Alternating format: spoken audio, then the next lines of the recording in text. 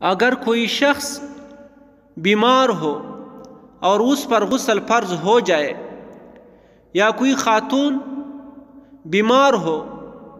اور وہ حیض سے پاک ہو جائے یا غسل فرض ہو جائے تو وہ کیا کرے؟ تو اس کا جواب یہ ہے کہ اگر بیماری میں کوئی شخص یا کوئی عورت مبتلا ہو اور وہ بیماری ایسی ہو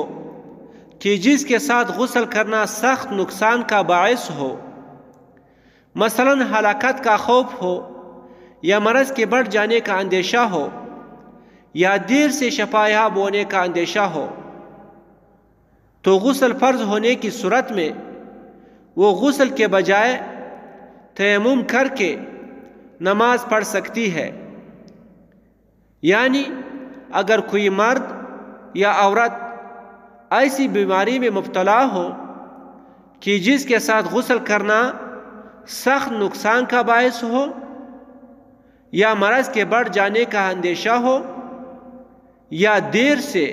شفا یاب ہونے کا اندیشہ ہو، تو اس صورت میں غسل کرنے کے بجائے تیمم کر کے نماز پڑھ لے۔